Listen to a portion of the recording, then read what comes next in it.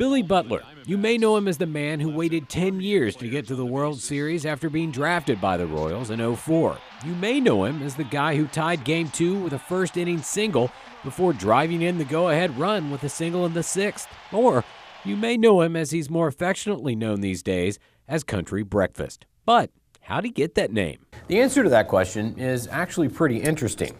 Now, from time to time in my life, I have claimed to have invented a term or two. For instance, the term appetizer, which never really caught on and nobody really liked in the first place. Problem is, I can't prove that I invented that term. In this case, there is proof, because the guy who first referred to Billy Butler as Country Breakfast did so on Twitter, so we can follow it back. Also, we happen to know the guy pretty well. Incidentally, when it comes to Country Breakfast, I prefer mine with gravy.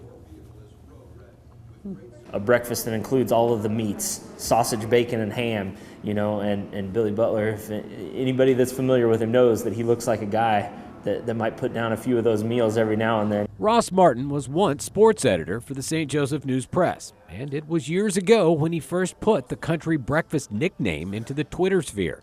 To explain how it happened, here's a Fox Sports reporter during a Royals-Marlins game and Ross himself recounting the incident. The way it came up in this particular instance was it was a Red Sox game, and they went into a lengthy rain delay that caused the game to be pushed back. But by mistake, up on TV came a street ball basketball game. All of a sudden the game's taken away from us, and somebody throws out the idea and says, hey, what would be some Royals street ball nicknames?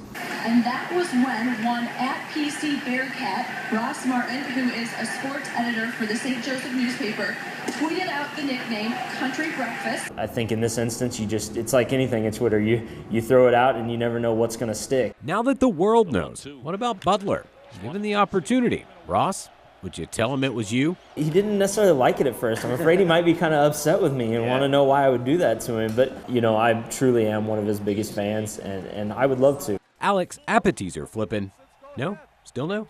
Fox 26, KNPN.